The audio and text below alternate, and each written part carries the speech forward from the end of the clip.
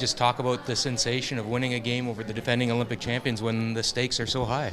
Yeah, I mean, it felt really good, going into the game. We know that the ice is changing a little bit, but we've been watching on TV and just really tracking on what it's doing and thinking about the speed and just, trying to master where the broom is going to go. And coming out here, just watching this morning, we had a feeling about what was going to happen in the ice, and I think we managed it pretty well. You've talked about being under the radar at this event. I don't think you're under the radar, and there's going to be lots of focus on you and your team. How is it ready for the last couple of days of this event to deal with that? Well, you know what, we're coming out here, we're going to try our best, we're going to do our best. We've done absolutely everything we can do to prepare for this event, and it's nice to have the crowd on our side and cheering us on, and you know what, we're here just to play our best, and so far we're doing pretty good. At one point yesterday you had played 4 games and everybody else had played 6. Did that sort of allow you to be sort of under the radar as well? No, I mean, every team has to play their 2 games in their one day. We just have ours on the last day, but with every team having one more game, you're just thinking about, you have to get that one more win. You're thinking in your head, you want that one more win just to keep, going up in the standings instead of down in the standings. But we do have our 2-game day tomorrow, so, we need to play like we played out there. Give you a chance to keep that roll going. Yeah, with the long layover, I mean, this is a shorter one. We don't play tonight, but we play tomorrow morning. It's nice because we want to keep that momentum going. We want to keep that good feeling inside going, tomorrow morning. So when you were down big, was there any thoughts that you might be shaking hands early?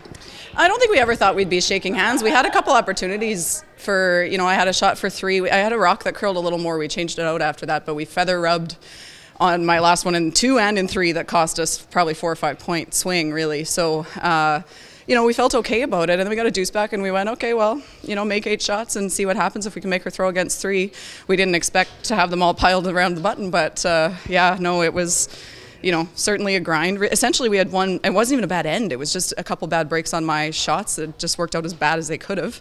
Hand them a 4, and the ice being a little straighter is really conducive to peeling, so they didn't miss a whole lot because it's just really nice ice for peeling right now. So we thought, so yeah, I mean, don't expect to pull off that 2 down coming home, but we'll take it. There's been stranger things that have happened this week, I think. When teams have victories, major event victories, there's always certain wins that stand out and almost make you a team of destiny. Are you getting that sense about your team right now?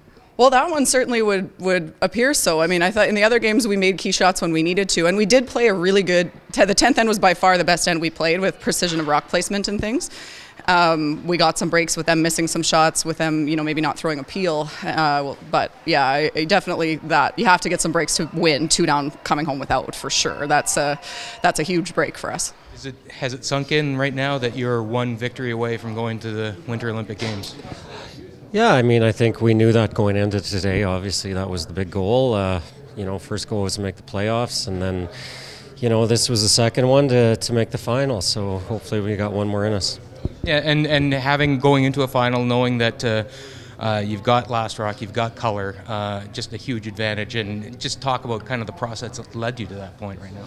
Yeah, I mean, obviously that's reassuring. I mean, whoever we're playing, we're going to be playing a great team, and they're going to be coming in probably on a bit of a hot streak. So always nice to start with the hammer, and we've had a solid week. We've obviously got a couple breaks, but the second half of just about all our games, we've played great.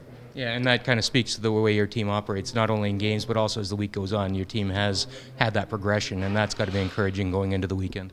Yeah, the last couple of years, the big events, we've been in there at the end. So, this is obviously the biggest, and we're there at the end, and hopefully we can, cap it off with a win. Kevin, if you win Sunday night, will you get excited? Oh, yeah, I would think so. Hopefully we find out, and you guys all find out. Can you leap higher than Phil Mickelson? I don't know. We'll see. I mean, obviously everyone on this team's had some big wins, but this would be the biggest for our team. And like I said, all we can come out and all we can do is hopefully come out and play well. Kev, do you think in terms of legacy of Kevin Cooey as a curler, the World Championships, but do you believe personally you need an Olympic medal or gold medal to kind of complete your legacy? No, I mean, whenever I'm done, whenever I step away, I'll obviously have had a pretty good career, a few Briars, a couple Worlds, and I'm not quitting anytime soon. But obviously, if we can win on Sunday and go get a medal at the Olympics, that'd be pretty special too.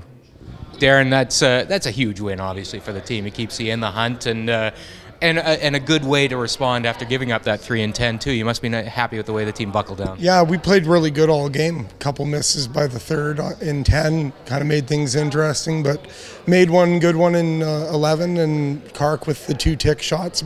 Everybody executed. We played really well all game. I think it was a positive game. You know, and in many ways, you know, your fate is in your own hands. You guys can go out there and perform at your highest level and maybe sneak into those playoffs, and that's got to be a good feeling so late in the event. Yeah, we are. You know, we talked about wanting to make it to Friday, still in the hunt, so we're there. A couple good games tomorrow. We might find ourselves playing on the weekend, and you know, we're just taking it one game at a time. You know, through it all, you don't seem, for a team, a bunch of players who haven't been through this grind before, you don't seem particularly fazed by the circumstances, and it's kind of a cool thing, I imagine. We learned a lot from the Brier last year. We talked about what we could do to get better. We're a pretty relaxed group of guys. We enjoy playing together. Really, life's pretty good. There's nothing to be too worried about. You guys going to be scoreboard watching? Yeah, there's no point. No, we don't have to scoreboard watch. We just need to win our games.